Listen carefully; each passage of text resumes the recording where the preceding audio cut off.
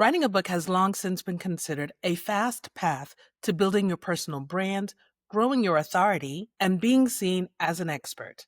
But in a day and age where documentaries about fraudsters flood our Netflix feeds, books suspected of being written by AI are pulled from publication, and authors who call themselves doctors are rightfully having their credentials questioned.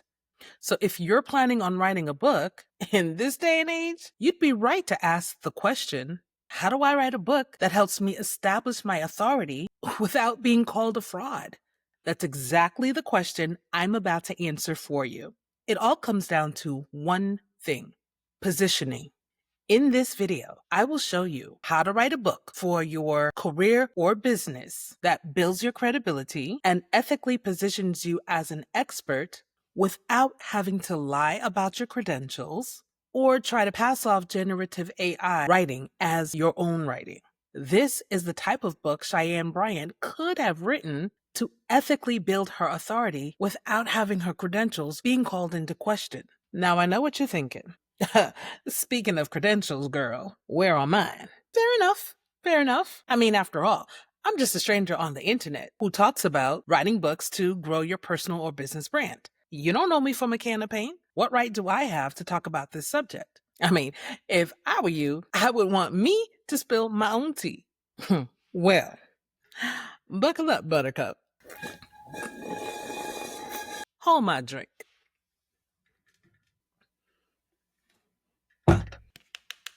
My college diploma, Bachelor's of Arts, written in Latin with my name on it. My college yearbook, with me in it, says I'm from the Bronx, New York, and I double majored in English and music. English with a concentration in creative writing. My senior thesis for my English degree. And I've told the story before on how I wrote this in 4 days and got an A-. And in music, I did a concentration in composition. And I would show you the VHS tape. Yes, child. VHS tape. Didn't you see I graduated in 1995? Child, I can't find that tape right now. And I would show you the diploma for my Master's of Science in Teaching from the New School University in New York City. But that one got mailed to me. I didn't walk for that ceremony. And I did not get the yearbook for that. I went on the New School's website and they said I can get another copy of it for $50. I started my career teaching high school English in 2 Bronx high schools between 1996 and 1999. And in case you're trying to calculate the years, yes, I graduated from undergrad June 5th, 1995. In August of 1995, or I think it was September, I entered an 11-month master's program at the New School. It was a new program. That program no longer exists, but my degree still exists. I finished the coursework for the master's the following August. I was in the classroom officially as a teacher with my provisional license that September of 1996, and my graduating year became 1997 for my degree, even though I finished my coursework in 1996. Okay? So do the math with me, baby, because the math is mathin'. I started writing and editing professionally, aka for pay, as a freelancer in 1999 while I held various jobs and grew my career. Around 2018, I niched down and began helping authors with their books. These are some of my clients who have published their books. I've worked on other manuscripts that have not been published. Highlights of my professional experiences are publicly available on LinkedIn and have been for years. I also have testimonials that are publicly available on my website. So where's my book? Well, as of this recording in late May of 2026, I'm rewriting it for like the 6th or 7th time. But it is available for pre-order, and when you do so, you can download and read the first 3 chapters immediately. All right. Is that enough to prove my credibility? To be able to talk about writing and writing books? Is we good? Now that all hearts and minds are clear, let's get into this video. I'm Denise Renee, your business book bestie. I help executives and entrepreneurs like you write books that tell your story, shares your frameworks, and grows your brand. Hey friends, hey, and business book besties. Girl, where you going? Don't try to tip out now with that Baptist finger. Cheyenne girl, we still got you on the carpet at the front of the class. This video is a collaboration between two of my channels because it sits at the intersection of cultural commentary, which I do on my personal channel at It's Denise Renee, and what I do as a business book ghostwriter, manuscript editor, and writing coach on my business channel at Writing with Denise Renee. If one or both of those topic matters interest you, please subscribe to both channels and turn on notifications so that you're one of the first to know when I upload my next video. Now, I've placed timestamps down below in the bar of the video as well as in the description box to help you navigate the video, and I have other helpful links down in the description box. And with that, let's get into it. So let's talk about the fear of being perceived as a fraud. Now, if you have been on the black side of the internet during the months of April and May of 2026, child, you may have heard the name Cheyenne Bryant. She has been prominently featured on a number of well-known TV shows and podcasts over the last few years. Specifically, clips of her appearance on Cam Newton's YouTube channel, Shannon Sharp, and Pastor Jamal Bryant, no relation, went viral back in 2025. And now in 2026, baby, those clips are being examined within an inch of their life, okay? And that's because of her viral appearance on Joe Budden's podcast a few weeks ago, plus the Breakfast Club appearance just last week, and the Marissa Mitchell show on Fox 5 DC's YouTube channel just a couple of days ago. Baby, like Nelly said back in the day, it's getting hot in here. Woo, baby, they lighten her up, okay? Like Lil' Kim said, put your lighters up. Child. Now, these appearances were in support of her new book that she just recently published. Now, put a pin in that because we're going to come back to that book shortly. But just in case Cheyenne Bryant's name and this drama is news to you, here's the core issue. Cheyenne Bryant has the title doctor in her name. In the past, she has claimed that the work that she does is therapy, although officially she is a certified life coach. She is not a licensed therapist, even though she calls herself a psychology expert. Although before her, I never heard of that term. I'm like, what does that even mean? Either you a psychologist or psychiatrist or nah. But go off, girl. And the bigger problem and issue is that while she claims to have multiple masters and multiple doctorates, she cannot prove not near one of them. The internet has been calling for her to produce her doctoral degree, her dissertation. Heck, they'd even take a picture of her standing in her cap and gown at this point. But baby, she done cussed us all out, okay? Dropping the F-bomb on the Breakfast Club, telling us to run it back and the whole 9 yards, child. And she basically said on Marissa Mitchell's show, she ain't got to prove nothing to nobody. And you know what? She's well within her right not to prove anything to us. But you can't get mad when the internet does what the internet does. Baby, the think pieces are thinking. Now, in case you want to go down the rabbit hole on this drama, I've dropped a few links in the description box of some of my favorite commentators who have done all of their think piecing on this situation. And if I'm sharing the link, you can assume that for the most part, I pretty much agree with whatever that content creator is saying. Now, one of my favorite creators on YouTube, attorney Simone Redwine, with her YouTube channel, Girl, Is That Legal? She was the first to post a message from a customer who bought her book asking the publisher to refund her money because she felt like she was defrauded. And the publisher seemed to respond with an easy way for them to get their money back. Now, I'll leave that specific video discussing that in the description box below as well. Now, in the few days since Attorney Simone dropped that video, I have seen many other reports where some commenters say that Cheyenne Bryant could be facing some sort of legal ramifications. I'm not sure how verified or true that is, but that is the chatter. But what is true is that some of the appearances that she was already set up for have been canceled. One in particular, a creator very loudly said that they were pulling out of that event because basically they didn't want to stand next to someone whose credibility was being called in question as such. And this is definitely something to watch because in the past, organizers of events and book publishers have pretty much taken people's word that If they say, hey, I have these credentials or I have these experiences, they go ahead and just take it on faith. I have a sneaking suspicion that in the future moving forward, credentials will be called into question more. And we're just going to have to be ready to prove that we are who we say we are, we have the experiences that we say we have, and that we have the credentials that we say we have. And I think that bar is going to be raised for everyone. Content creators, book authors, even corporate 9-to-5 girlies and guys. We're all going to find ourselves with a greater need to prove our experiences and expertise. That's why creating a digital footprint with our true likenesses and faces and in a real situation, in a real background, okay? I'm on a real couch with a real wall. This is not a fake background, right? In an age where content can be easily generated with a photo via AI, we're going to have to, I don't know, prick blood or something and to prove that we are real. I think authors in particular, moving forward, should be prepared for this, especially authors in the nonfiction business book space. And like I said in this recent video, even though a fiction author got called on the carpet for being suspected of having used AI heavily throughout her book, don't think that this is not going to trickle down to nonfiction book authors, whether you are published by a major publisher or you are self-publishing. I think if we get in the habit of being in integrity from the beginning, these kinds of situations will be easily avoided.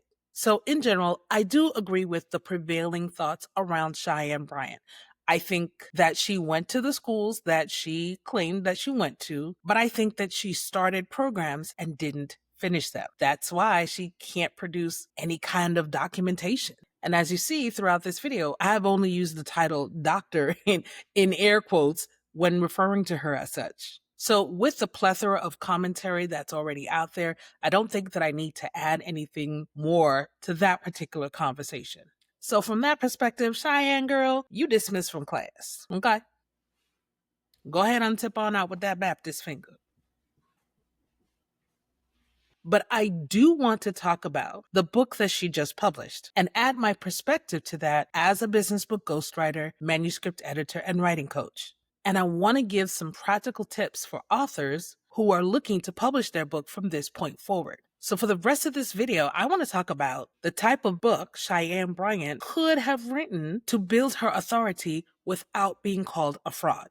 So I have specifically been helping employees and entrepreneurs write thought leadership books since 2018. I've had many conversations with prospective clients who wanted to write a book, but felt like they weren't ready because they either felt like they hadn't been in their career long enough, or they felt like they were still relatively new in their business and didn't have like a long list of clientele, or they didn't have a bunch of fancy degrees, certifications, awards, accolades, published articles, and you name it. Yet when I talk to them about their industry and about their work and what they do, they're deeply knowledgeable. They're highly skilled, but they felt very intimidated, like they didn't have enough or they weren't enough to write the book so that they could be seen as an expert. And I really hope that this video helps you to shift that mindset, because you don't need to bring all of these things to book writing in order to be perceived as an authority figure. Writing a book in and of itself is an authority boost.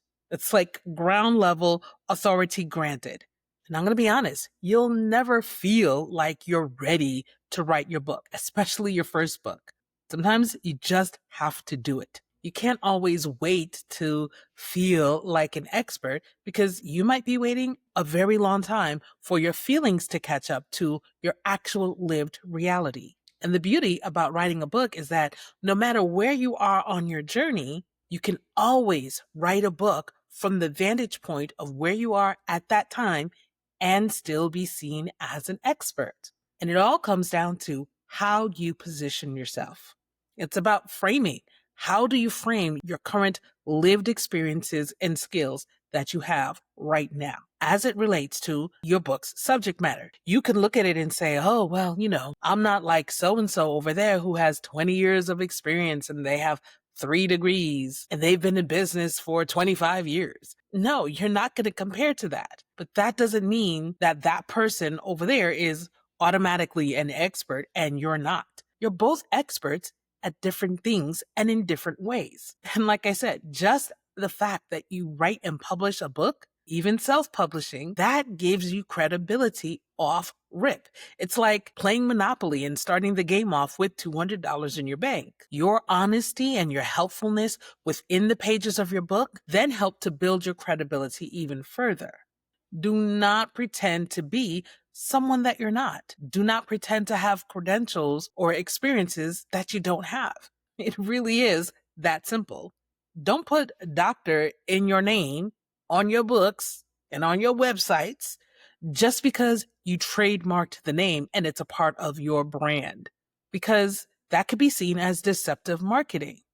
Because people assume that with doctor in the title of your name, that comes with a level of education, authority, and experience, at least that you completed a certain amount of years in training before being granted the title of doctor. So walk with me, because I'm about to break down exactly how you position your experiences and skill level where you are right now so that you can go where it is you want to go and accomplish all of the goals for your personal or business brand that you want to accomplish. I want to drive this point home.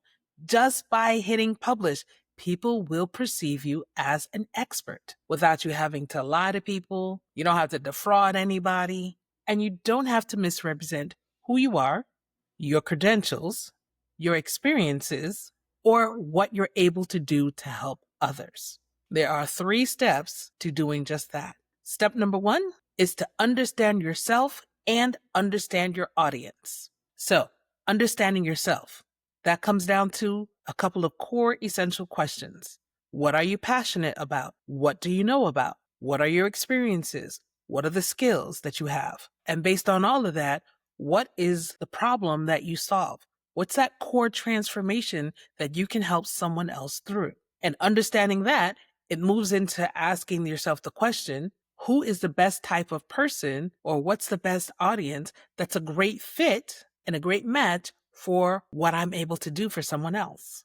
So let's talk about understanding your audience. Who are they? What do they want to accomplish? And what's most important to them right now? Because that right now piece is what's going to get them to draw that wallet out and swipe that card right now, if you have products and services to offer. Now, understanding those 2 things, understanding yourself and what you have to offer, plus understanding your audience and what they want right now, we're going to bring those 2 things together and find the intersection of what drives you, what motivates you, what gets you out of bed in the morning, what kind of work makes your heart sing, the kind of work that doesn't even feel like work to you, right? And matches up with what your audience wants right now. What's most concerning to them that you find so easy to solve? Who is that ideal person who has that ideal problem that you are able to resolve? That's your target reader. That's your ideal reader, your ideal audience, your target reader. Different terms, same concept. And ultimately, you want this person to be your ideal customer, whether you have a service-based or product-based business. And even if you are in entertainment, if you're a content creator and you make your money mostly off of like brand deals and collaborations and the platform that pays you like YouTube, consider that under the services umbrella. The most important thing that you have to think about in this process is not just what you want to write. You have to write what they want to read when it comes to writing a book. What's the problem that they want solved right now? Now, I help authors figure this out and come up with the ideal book topic that they should write about when they go through my proprietary 4 Steps to Start Writing system. You can get introduced to the principles for free at 4stepstostartwriting.com. When you get there, you'll find a place to put in your email and get immediate access to a printable infographic that walks you through the 4 steps, a brief explanation of the 4 steps, helpful links, and an opportunity to upgrade to the full workbook and audio lesson. But even what I share in this free version is more than enough to help you get started with writing your book today. So head over to 4stepstostartwriting.com to download it. I place a link in the description box for your convenience. So Once you understand who your audience is and what you're looking to present to them, now you have to look at your experiences and be very honest about where you are right now so that we can figure out what's the best way to position your experiences and skills and your point of view, no matter where you are on your journey. So step number 2 is to figure out your position on the spectrum of expertise. So the core question that you want to ask so that you can figure out your position on the spectrum of expertise is, where are you in your journey right now? As a company founder, as a coach, as a consultant, as a creator, a content creator, or as a career professional? What is your truth right now? Where are you on the spectrum? Are you a beginner in your industry or in your topic or in your field? You've only had a few months up to 1 year of experience in school, in your job, or in business ownership. Maybe you are officially a student. You're in college or grad school. You're just in your first year. And you don't just only have to be in school to be considered a student. You could be an adult of any age who has had 30 years of experience in an industry, but now maybe either A, you're going back to school to learn something new and get a new degree or get new certifications, or you've always had an interest in a particular industry and now you're self-educating, but you're in student mode. You're learning. It doesn't matter whether the learning is formal or informal. You are a student, 0 to 1 years, okay? Maybe you are a few years in, 1 to 5 years into your career or into business ownership. Maybe you've had some experiences, you've had some results, you've helped some people, but not enough where you feel like you got this and you can run the show all by yourself. Maybe you are advanced. You have 5 or more years experience in your particular career, in your particular job, or in running your business, and you've been successfully operating your business for 5 years or more. You've been in your particular role for 5 years or more, whether at one company or multiple companies, but you've basically just been in the industry. You've been doing the thing. You've racked up a good amount of client success stories, whether as an employee or as the entrepreneur. Maybe you've even reached a point where you've developed frameworks that work well for you, and you've started to share those frameworks with your team members. You've started to train others on your job, or you're training your employees. You know you have a system that is replicatable. I would consider you advanced, and so should you. Regardless of where you are on the spectrum of expertise, know this: your perspective is valuable. There is an audience for you. But the trick is, number 1, you have to be honest about where you are right now. There's no shame in being where you are right now. Everyone started somewhere, and we all started in the same place, naked, coming out of our mama's bellies, okay? And please understand, there is no magical number of years of experience that you need to have to be considered an expert. And the second thing you should keep in mind is that you should not assume that expertise means one thing or the same thing to everybody. It doesn't.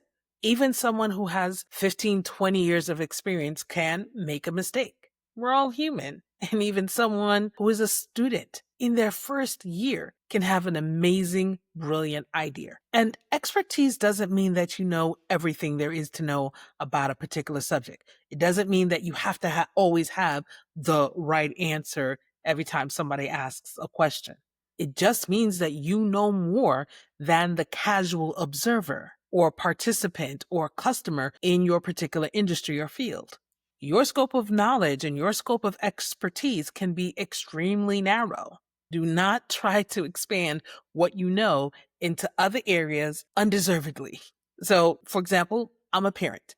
And I think that if there's anything that I have expertise on, I could really write a book with my co-parent about how to co-parent successfully and have a healthy, happy child without treating that child as a rag doll or as a bargaining chip between you. I think that my co-parent and I, we successfully dissolved our marriage and built a healthy co-parenting situation where we are truly partners on raising our son together from 2 separate households, right? I think I tease him all the time. I'm like, we could write this book, but can I write a broader parenting book, or can I write a book about relationships? No, because I got divorced. I can't tell you how to have a successful relationship. I'm still trying to figure it out for myself, right? So I wouldn't try to expand and go there, but I'm like, on this tightly narrow thing here, I think we have some good things. I know I have some good points that I could potentially make in a book that would be helpful to people who are navigating how to co-parent after divorce, or even if you've never been married, but you have to co-parent from two different locations. I think there's a way to do it healthfully for everyone involved. So I'm not going to step outside of my scope and try to say that I know everything about parenting and about relationships. I really don't. And you should not do the same thing either. If you have a narrow focus, a narrow scope of expertise, keep it right there. Stay in your pocket. Stay in your lane, as they say. And the third thing to keep in mind here is that you should know that your perspective is valuable. The type of book that you can write as a newbie, as someone with 0 to 1 years of experience, is going to be different from the book that you can write when you've had 1 to 5 years of experience, which will be different from the type of book you can write if you've had 5 to 10 years of experience, which will be very different from the book you would write once you've had 10 or more years of experience. At each stage, there is a perspective that is valuable to someone who doesn't have that knowledge, who doesn't have that expertise. And we're going to go into that further in the next section. So the trick is not to try to pretend like you have more experiences or more expertise than you actually do. Do not try to appeal to this wide, broad, out there audience. Keep your audience focus really narrow and tight. If your subject and your expertise and your experiences do not lend to serving millions and millions of people, maybe it serves thousands and tens of thousands of people, then that's your audience, and that's okay. You can still have a very rich, robust, fulfilling brand, brings all the opportunities and income that you want with a small, tightly focused audience. If you've never heard about the 1,000 true fans theory, Google it. So tell me, what makes you feel like not much of an expert? Is it the years of experience or not having certain degrees? Let me know your thoughts down in the comments. And while you're there, go ahead and give this video a thumbs up, subscribe to both the channels, and turn on notifications so you are the first to know when my next video is uploaded. So step 1 in writing our book that builds our authority without us being considered a fraudster was understand ourselves and understand our audience. Step 2 was to figure out where we were on the spectrum of expertise. And now that we know where we are ready for step 3. Pick a positioning strategy that matches your experience. So I have 4 positioning strategies that you can choose from that will help your book establish your authority and expertise status, even if you're brand new in your field. Those 4 positioning strategies are based on 4 writer personas that I've called, number 1, the Documentarian, number 2, the Newby Observer, number 3, the Researcher, and number 4, the Interviewer. Let's go through each one of these personas. So writer persona number 1 is the documentarian. And your expert positioning strategy is to document your experiences. Now, call me Captain Obvious, but there are going to be way more people who do not have expertise in a particular field than people who do. And this could be from the casual observer to casual customers in this field, people who are students of this field, etc. And now in the masses, they're going to have questions that sometimes the experts can't answer anymore, simply because many experts are so many years removed from being at the beginning stages or being someone who didn't know much about it. So they've kind of lost touch. Not to mention, especially when you see people who are, speakers, frequent speakers and things like that, they very often have already crafted their narrative around their lore or around their brand or around, their experiences. And they have a nice, neat little packaged story that they tell you whenever they're up giving a speech or a presentation. and they kind of speed you along from the beginning to the middle to where they are right now. And all those nice little juicy details in the middle are the things that people really want to know about. That's where people's questions typically lay. So if you're new, and I'm jumping a little bit ahead of myself here, but if you're new to a particular field, just documenting your process, documenting your experiences is going to help you keep in touch with those feelings. You're going to be experiencing a lot of the questions that most people tend to have. And as you experience those answers and you document those answers, they become very useful and helpful in certain situations. So if you're just documenting, you're just journaling, logging your daily experiences or weekly experiences while these experiences are fresh in your mind, this is going to keep you very much in touch and in tune with the emotions surrounding these experiences. And if you're around my content for any length of time, you're going to hear me often say that your transformational book has to do 3 things: make a connection, transfer an emotion, and influence a decision. Now, the day that I happened to be recording this video, I was a guest on a live stream podcast. Oh, I'm going to butcher the name. It's called The Revenue. I forgot the second name. I'm going to put it on the screen. Okay. I'm going to put it on the screen so I don't get in trouble with my girl, Melissa. Right? And I'll also leave you a link to where you can watch the replay on LinkedIn Live down in the description.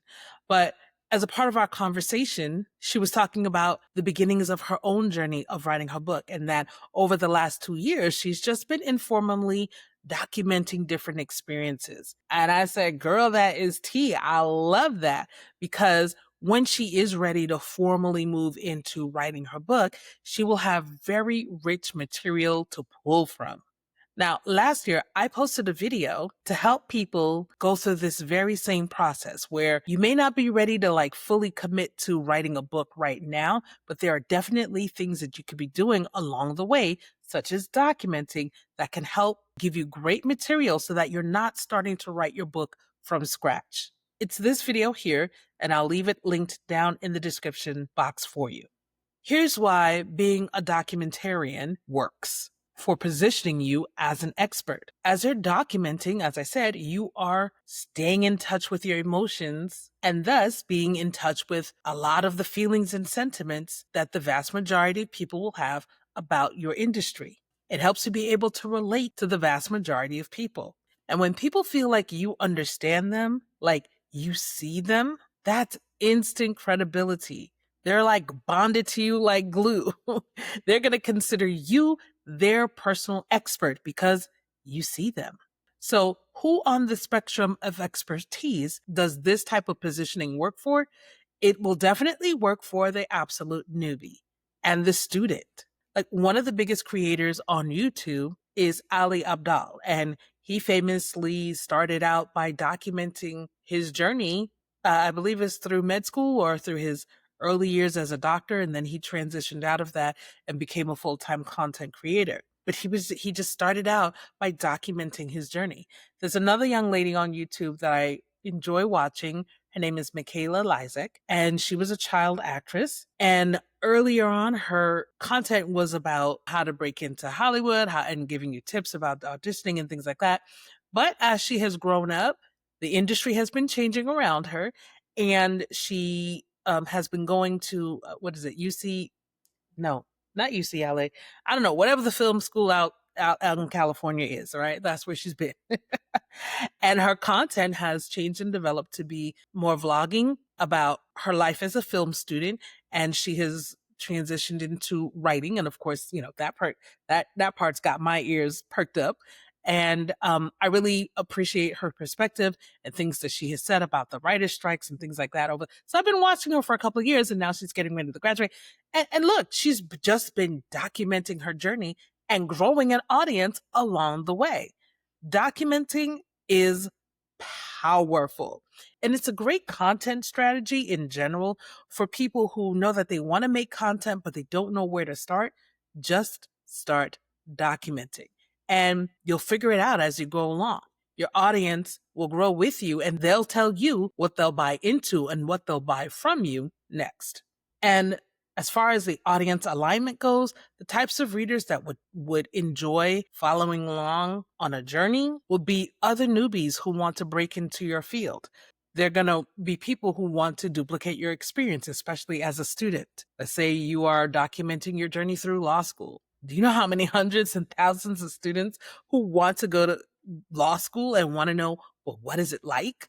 And people, they just want to follow your journey. This young lady, Michaela Lysak, she's literally half my age. She could be my daughter, but I find her content very compelling. I like what she has to say, and I'm just following. This type of content is also interesting to people who want to gain insights from a boots on the ground perspective of your industry. And it could also appeal to potential customers in the industry. So the second writer persona is the Newby Observer. It's a little bit similar in function to the documenter.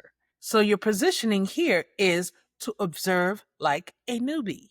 So whenever you're learning something new, a new job, a new industry, starting a new graduate program or undergraduate program, whatever, what have you, starting a new business. Well, maybe not starting a new business, but when you're coming into something that's already established and you are new, very often your mentors, your teachers are going to tell you things like, well, this is the way it's done. Newbies often ask the question, well, why is it done this way? Why can't it be done that way? And many experienced people in that field often have similar questions, but they are afraid to voice those questions and ask them out loud and have the tough conversations because either A, they're too afraid that they're going to get shut down and be dismissed, or they may have a vested interest in the status quo. So often people who are a little bit more advanced, they're not going to rock the boat, but a newbie will. So here's why this positioning strategy works to help you establish authority and expertise. Because very likely you're not going to be too afraid to say the quiet part out loud. And very likely you hold a similar perspective to many other people. Some people might find your insights or your observations to be refreshing or radical. And we know how that can go, right?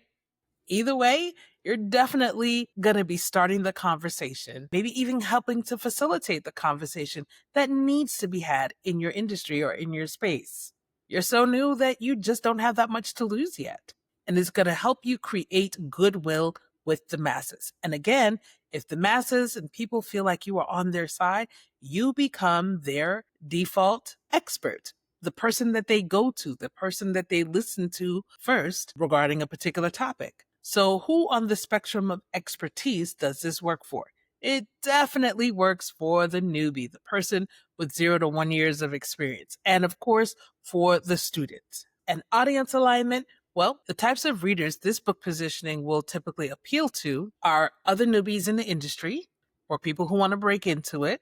And it can also appeal to veterans in your industry who are excited to see the shakeup, who are thrilled to get behind someone who is saying the quiet parts out loud, who've been waiting for someone to say what everyone else has been thinking. And of course, potential customers who always appreciate real honesty. So the third writer persona is the researcher. And your expert positioning strategy is to research and read the literature in your industry, in your space, so that you can become a deep subject matter expert. So for those people who love research, love reading, love to geek out and nerd out on things, this is definitely for you. You're going to go deep.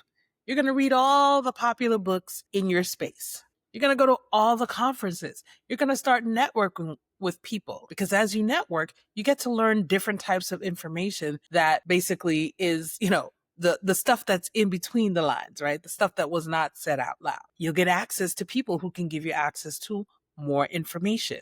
Just fall and tumble down that rabbit hole, honey, to your heart's content. Subscribe to the top 5 journals or periodicals. Yes, periodicals. That's a nice, good 20th century word, child. Right? But subscribe to the top 5 subscriptions that you need to have to stay on top of news in your industry and join related associations and be social. Your job, after diving deep into all this information, is to synthesize the literature. What are the points of consensus? What are the points of diversion or dissension? What are the gaps that need to be filled? You can literally write a book that is a reading of the literature in your industry and provide your commentary and observations about the literature and about the industry. What's your SWOT analysis? The strengths, weaknesses, opportunities, and threats. What questions have not been asked or answered? What do people who are being served by this industry, what do they really want, and what needs are not being met yet? Here's why this positioning works for establishing authority. It's because you're going deep. This is literally the work that doctoral students do. Okay, they demonstrate their deep knowledge on a subject matter. I mean, I put it away now. My English thesis actually wound up being a smaller version of my original proposed project. I was actually accepted into the honors program for it, and I started working on it the summer before my senior year. I was reading books up the wazoo. I was reading, and I had notes, child. But long story short, I wound up freaking myself out, and I had an extreme case of writer's block, like the only one in my life. And I just wound up condensing the project, dropping out of honors literally like 2 weeks before the whole thing was due. And I just made it a 1-semester thesis, wrote it in 4 days, only because I had done so much reading and taken so much notes. That's why I just kind of like poured out of me at the last second when it was necessary to be done. and there it is. But this is the kind of work that doctoral students do. So even if you're not going through a doctorate program or a master's program or anything like that, it doesn't mean that you can't still do this work because you love it and enjoy it. Again, remember that just writing and publishing a book makes you be seen as an authority. You've done work now that most people won't do. The casual observer or the casual participant in your industry won't do. They'll turn to your book as an authority source. Okay? So who on the spectrum of expertise does this work for? Well, everybody. From the beginner to the person who's only a few years in to the most advanced person. No matter where you are on the spectrum, you'll never go wrong diving deep into the literature in your industry. And as for audience alignment, the types of readers that this book positioning typically appeals to is just about everyone too.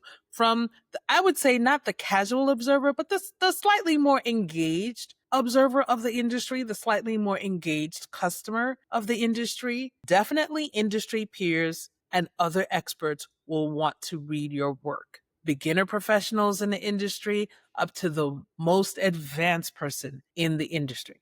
All right, so the fourth writer persona is the interviewer. So your expert positioning strategy is to interview the experts, to borrow their authority. So interview the experts is exactly what it sounds like. Interview the experts. And that could be the actual people who are at the top of the food chain in your industry.